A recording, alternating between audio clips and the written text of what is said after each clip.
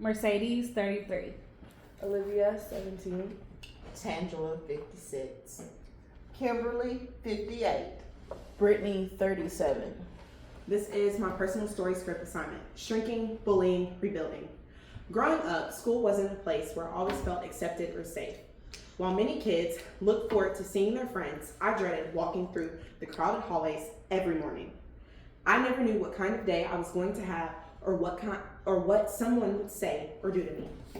I was bullied for several years because I was the fat kid, naturally quiet and naturally shy. I became an easy target. Instead of standing up for myself, I stayed silent because I thought speaking up for myself would make things worse. Looking back, I can see my confidence shrinking, getting smaller and smaller. I stopped raising my hand in class, avoided making eye contact, and tried to blend into the background. Honestly, I believe that if I made myself smaller and I could blend into the background, that people would leave me alone. There wasn't one single moment where everything changed, but there was one experience that I'll never forget. After dealing with bullying for so long, I finally gathered the courage to tell an adult. I remember thinking, this is what they're here for, so I will receive help. I went to my guidance counselor, hoping someone would finally listen. I remember walking down the hall and hearing the sounds of all the lockers opening and closing. It was time for classes to change. One of the worst times to be in the hall, because that is where most of the bullying took place. To finally think I would receive help, instead, I was told that the bullying was my fault. I remember sitting there and being completely shocked. I worked up so much courage just to ask for help, and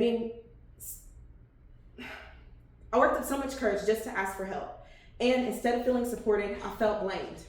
Walking out of that office, I remember thinking that if the adults couldn't help me, then maybe no one could.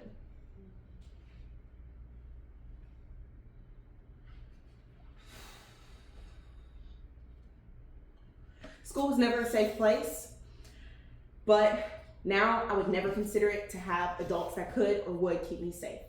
Unfortunately, things didn't get any better after that. They only got worse. The bullying continued, and sometimes it became physical. I remember one day running through the hall, trying to catch my bus, and a student who had bullied me previously tripped me. I fell hard onto the floor and injured my knee. I was embarrassed, in pain, and surrounded by peers watching. Even after my mom contacted the school, nothing ever came of that. The school stayed silent. The student never got in trouble. There were other days when food was thrown at me. Sometimes people would make comments loud enough for everyone to hear. And other times I was blamed for situations that I didn't even start because I was labeled as the problem. It felt like no matter what I did, I couldn't escape it. After a while, I stopped believing that things would ever change. I became afraid to speak in class because I didn't want anyone to notice me. I struggled to make friends because I assumed that people wouldn't like me anyway. My confidence disappeared. I started believing the negative things that people said about me. Thankfully, I had a support group outside of school who reminded me that I mattered. My family constantly encouraged me and reminded me that my value wasn't determined by what other people said or by how other people treated me. I found friends who accepted me for who I was, and little by little, I started believing in myself again. The biggest turning point didn't happen overnight. It happened when I finally stopped waiting for people who hurt me to approve of me. I realized that I couldn't control what they said or did, but I could control how much power I gave their words. Instead of seeing myself through my bully's eyes, I started seeing myself for the person I am. I wasn't weak, I wasn't broken. And my realization changed everything. Looking back, I wouldn't wish bullying on anyone. It taught me lessons that I would carry for the rest of my life. It stole years of my confidence from me, but it also taught me lessons that have shaped the person I am today. It taught me the importance of kindness because you never know what someone else is going through.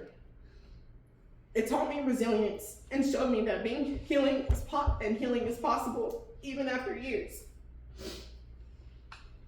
of hurt. It taught me how to be compassionate, but most importantly, it shaped the teacher that I hope to become. I want every student in my classroom to know that they are safe, accepted, and valued. I want to be the adult that I needed when I was younger. Someone who listens, believes in themselves, and and takes action. Even after one child leaves my classroom I want one child to, even if only one child leaves my classroom, I want them to be leaving feeling seen and valued instead of invisible. I know my experience wasn't wasted. My story really isn't about bullying. It's about learning that other people's opinions don't define who I am, even though bullying made me feel small for a long time. It also taught me how strong I could become. Tap it. Tap it. That was